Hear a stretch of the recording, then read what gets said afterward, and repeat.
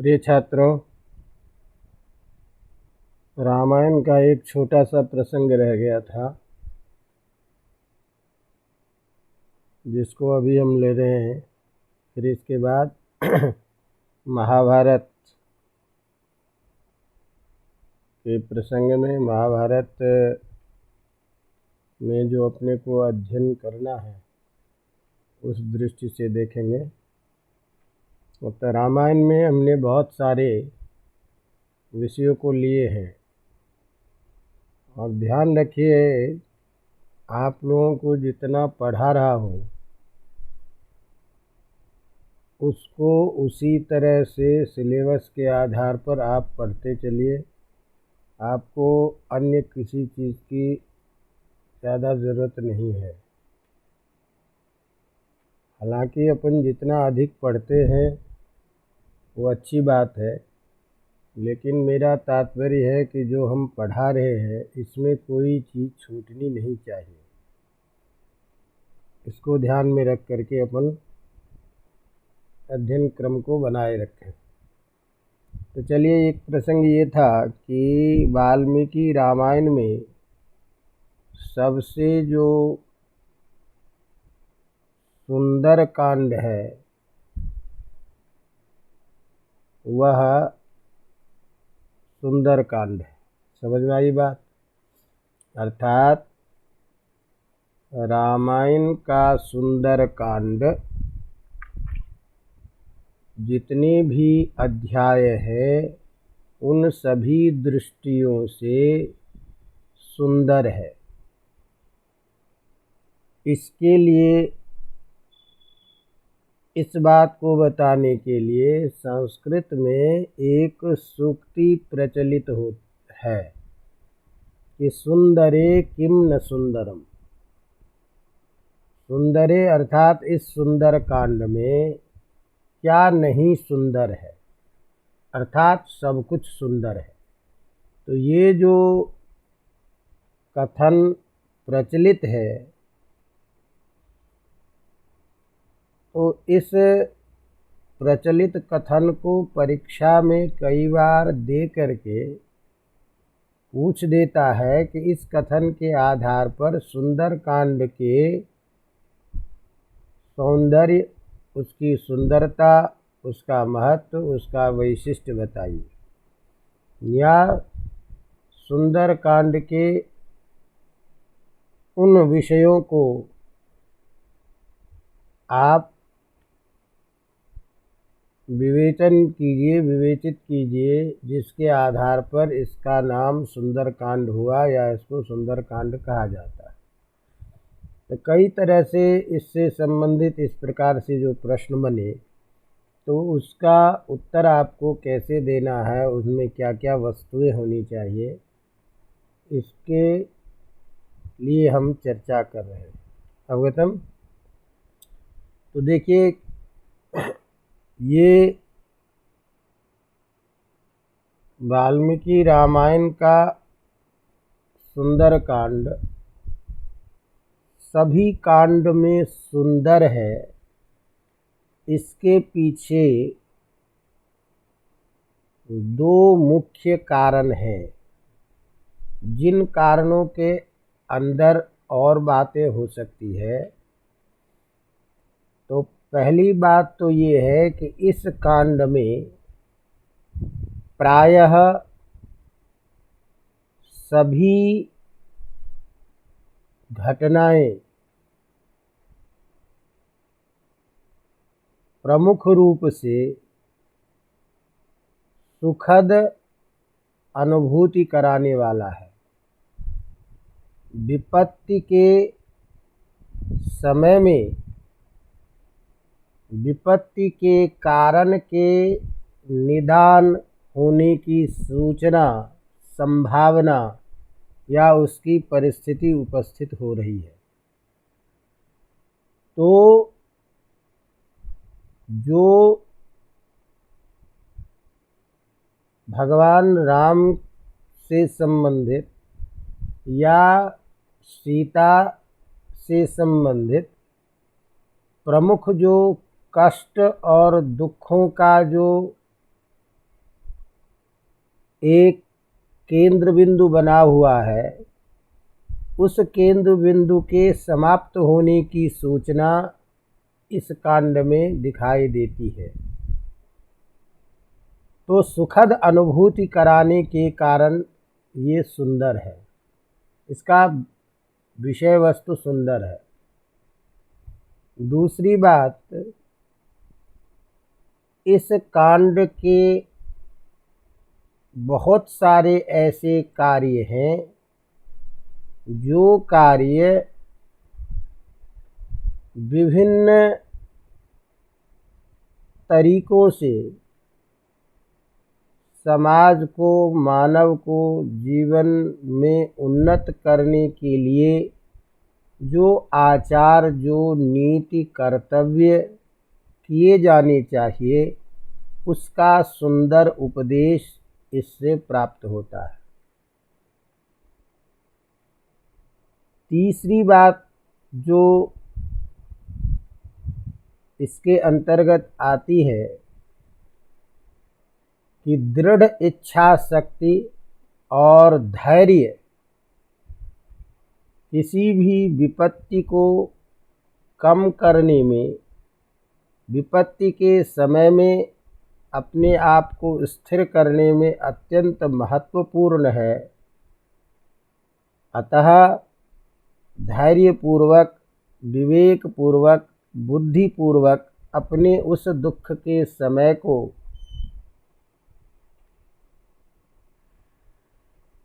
निश्चित लक्ष्य सिद्धि की प्राप्ति में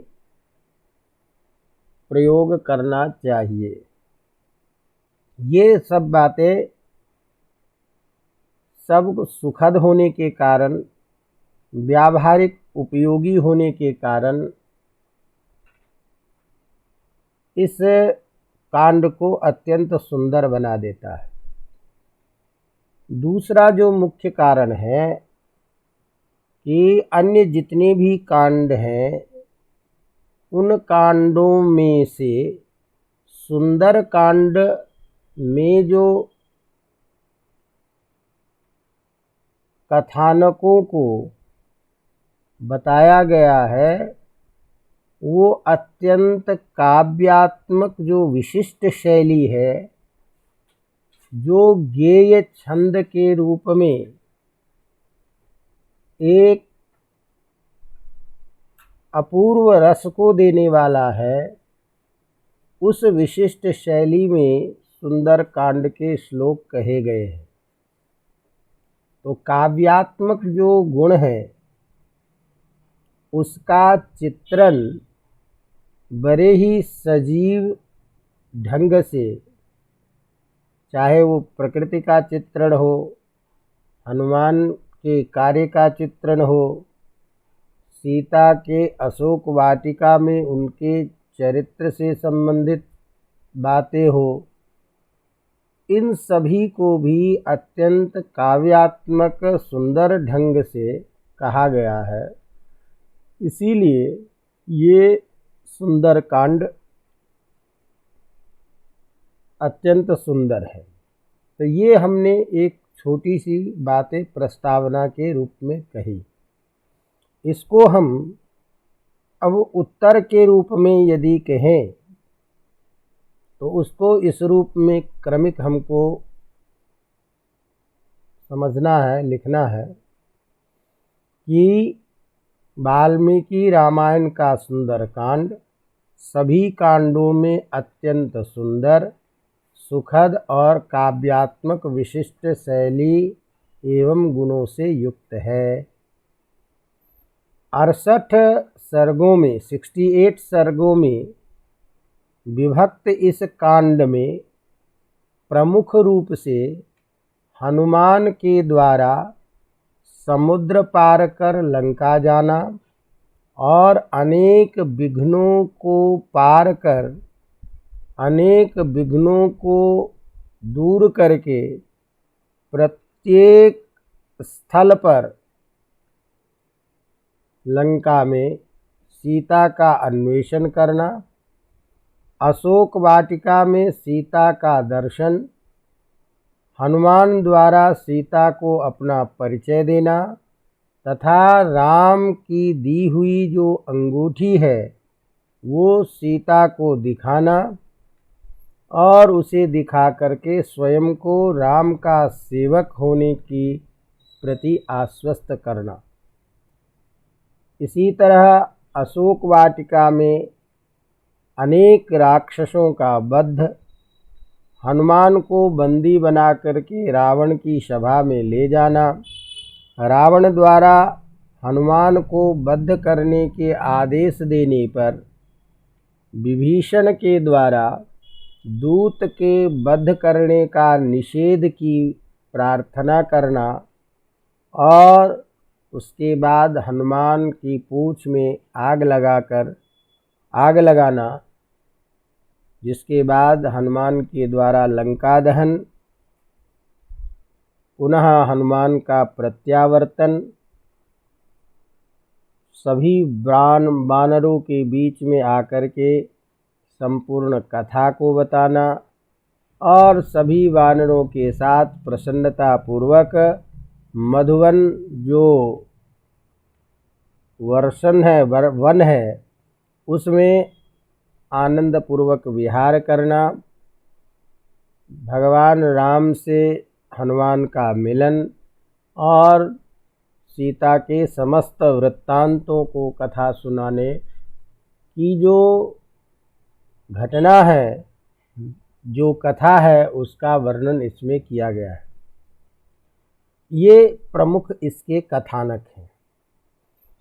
तो सुंदर कांड में वर्णित जो विषय है ये अनेक दृष्टियों से सुंदर है, जिसमें श्री राम एवं सीता जो नायक और नायिका है रामायण के, दोनों के संकट के समय में विषम परिस्थिति में शुभ समाचार प्राप्त होता है, अर्थात सीता को राम का समाचार मिलता है, राम को सीता का समाचार मिलता है, जिससे उनके जो कष्ट हैं वो कष्ट कम होता है और दोनों के परस्पर मिलन का विश्वास परिलक्षित होता है। अतः संकट की घड़ी से मुक्ति होने का सुंदर संदेश प्राप्त होने के कारण, सुखद अनुभव कराने के कारण यह कांड सुंदर है।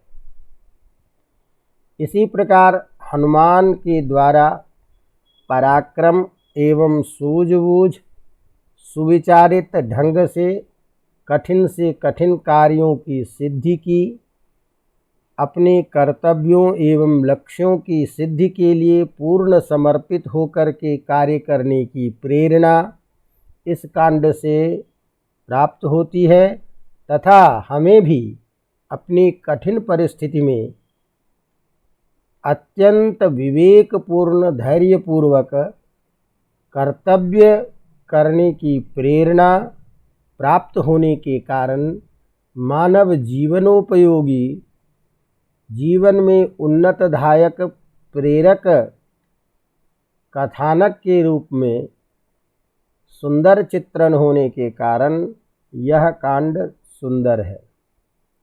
इसी तरह राक्षसों के दुष्टों या दुराचरण या दुष्ट राक्षसों से घिरे हुए और अत्यंत कठिन परिस्थिति में भी स्वजन से मिलना एवं दुख के अंत होने जैसे आश्वासन में भी दुख के कम होने पर जीवन के प्रति सीता का सुखद अनुभव होना और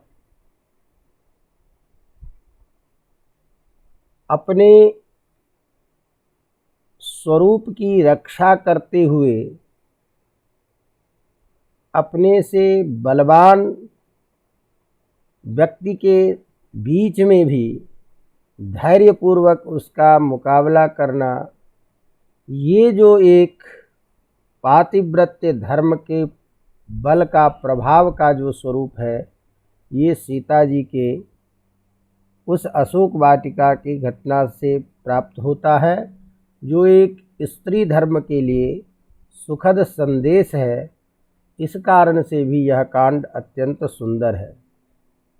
इसी प्रकार समस्त दृष्टि में अदम्य उत्साह, पराक्रम, धैर्य आदि गुणों का सुंदर चित्रण, अनीति में धर्म के आचरण से बड़े बड़े का भी विनाश होने का संदेश, लंका दहन आदि के द्वारा दिखाए जाने से जीवन में धर्म नीति एवं सदुपयोग जो सद्गुणोचित आचरण है उसकी प्रेरणा इस कांड से प्राप्त होने के कारण यह कांड अत्यंत सुंदर है। इसी प्रकार जब हम इस कांड के प्रतिपाद्य विषय को देखते हैं तो इस कांड से हमें सारांश में ये शिक्षा प्राप्त होती है कि संकट की घड़ी में भी यदि हम दृढ़ इच्छा शक्ति से उस कष्ट को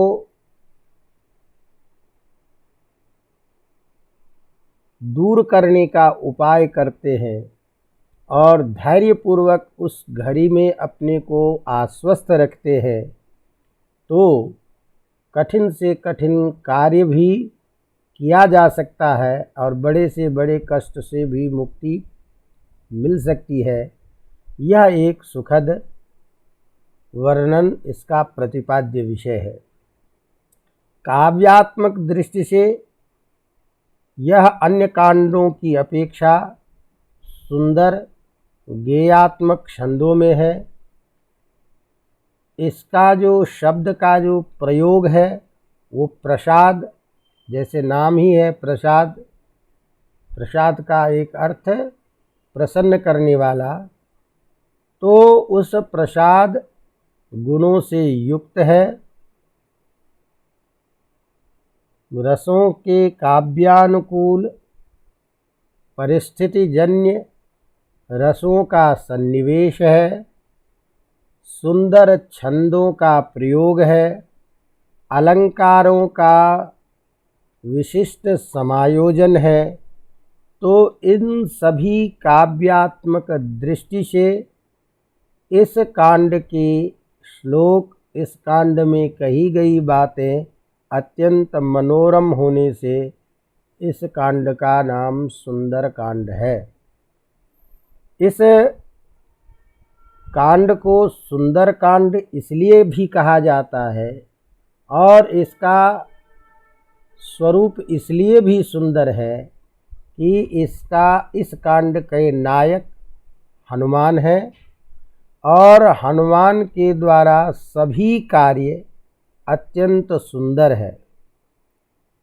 तो हनुमान का एक नाम सुंदर है, हनुमान का एक दूसरा नाम सुंदर भी है और नायक इस कांड के होने के कारण हनुमान का ही विशिष्ट चरित्र और कार्य का वर्णन होने के कारण भी इस कांड को सुंदर कांड कहा जाता है। यह भी एक मत प्रचलित है। इस प्रकार सुंदर कांड में नायक का चरित्र, कार्य सभी सुंदर है।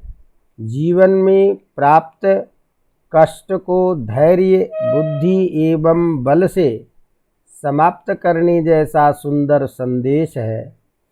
वर्णन की दृष्टि से सभी काव्यात्मक गुणों, धर्मों से युक्त है। अतः प्रतिपाद्य विषय की दृष्टि से, कार्य की दृष्टि से, जीवन के सदुपदेश की दृष्टि से, किसी भी रूप में इस सुंदर कांड को यदि देखते हैं तो सभी अत्यंत सुंदर और अत्यंत मनोरम होने के कारण, जीवन के सुखद अनुभव कराने के कारण यह कथानक प्रचलित है कि सुंदरे किम न सुंदरम, सुंदर कांड का क्या नहीं सुंदर है। चाहे चरित्र की रक्षा से संबंधित बात हो तो सीता का चरित्र रावण के द्वारा विभिन्न प्रकार के प्रलोभन दिए जाने पर भी, राक्षसों के द्वारा भय दिखाए जाने पर भी जरा सा विचलित नहीं होने का, और एक स्त्री का जो धर्म है अपनी पातिव्रत्य धर्म की रक्षा करना, इस धर्म का, इस पातिव्रत्य धर्म के द्वारा समस्त स्त्री जाति की एक मर्यादा का जो संदेश प्राप्त होता है वह इस कांड में वर्णित है। दूसरी तरफ अपने किसी भी कठिन कार्य को लेकर के सभी व्यक्तियों का, सभी समाज का, सभी अपने लोगों का सहयोग यदि हमें प्राप्त होता है तो वह कार्य निश्चित रूप से सिद्ध होता है। तो राम का अपने सभी सुग्रीव आदि, हनुमान आदि के सहयोग से किए जाने वाले जो कार्य हैं उन कार्य को लेकर के समस्त वानरों की सहायता से, अंगद है, बाली है, जामवंत है, इन सब के परस्पर सहयोग से मानवीय जीवन में भी यदि हम परस्पर सहयोग से कार्य करते हैं तो हमारा कार्य सिद्ध होता है। इसका सुखद संदेश हमें इस कांड से प्राप्त होता है। इसी प्रकार एक स्वामी के कार्य की रक्षा के लिए, स्वामी के कार्यों के लिए अपने एक सेवक का जो कर्तव्य है कि पूरी निष्ठापूर्वक कार्य को अंतिम परिणाम देना, यह कार्य हनुमान के द्वारा किया जाता है, जो स्वामी भक्ति का एक अपूर्व उदाहरण प्राप्त होता है।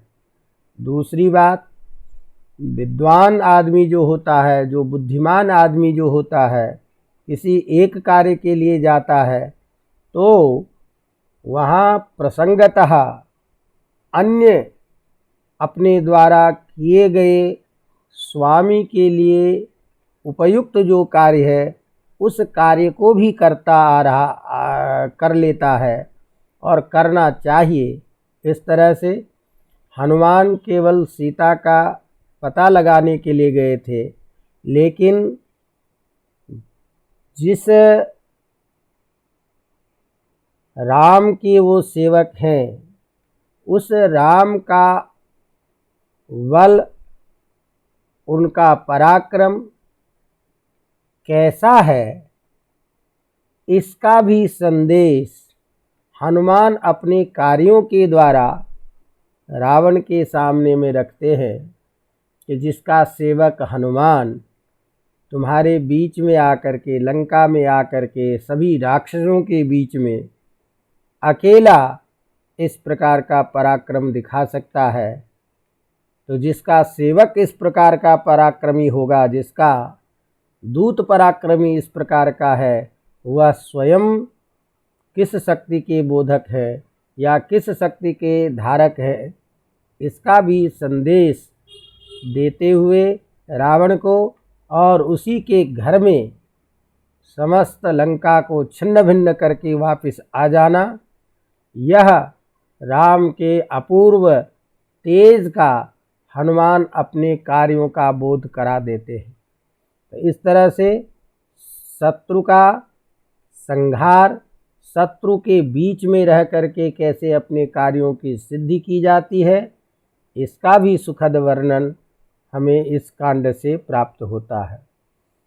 इस तरह से हम यदि इसके समस्त पक्षों को देखते हैं तो सुंदर कांड का सभी विषय, सभी पात्र का चित्रण और सभी का कर्तव्य अत्यंत सुंदर होने के कारण इस कांड का नाम सुंदर कांड है और इसके लिए ये कथानक प्रचलित है कि सुंदरे किम न सुंदरम, अर्थात सुंदर कांड में सभी सुंदर हैं। अवगतम। तो इस तरह से सुंदर कांड के सुंदर होने का, सुंदर कांड की सुंदरता का वर्णन आपको अपने शब्दों में कार्य के द्वारा, प्रतिपाद्य विषय के द्वारा, पात्रों के चरित्र चित्रण के द्वारा, काव्यात्मक शैली के द्वारा इसकी सुंदरता का स्वरूप आपको बताना है। अवगतम। तो आज ये अपना रामायण का प्रसंग सामान्य अध्ययन और इसके प्रश्न के रूप में जैसे प्रश्न पूछे जाते हैं, तो प्रायः समस्त प्रष्टव्य प्रश्नों को हमने आपको बताया, जिसका आपको इसी रूप में अध्ययन करना है। अब हम आगे से महाभारत की कथा को लेकर के आगे बढ़ेंगे और धीरे धीरे अपने संपूर्ण सिलेबस का अध्ययन करेंगे। तो हम पुनः फिर आपसे मिलते हैं आगे महाभारत के कथानक को लेकर के, और महाभारत से संबंधित जो आवश्यक प्रश्न हैं, जो विषय वस्तु का वर्णन है, या जिस रूप में प्रश्न हो सकते हैं, जो पूछे गए हैं और जो संभावित है, उन सारे पक्षों को, विषयों को लेकर के चर्चा करेंगे। तो इसको यही विश्राम देते हैं। धन्यवाद।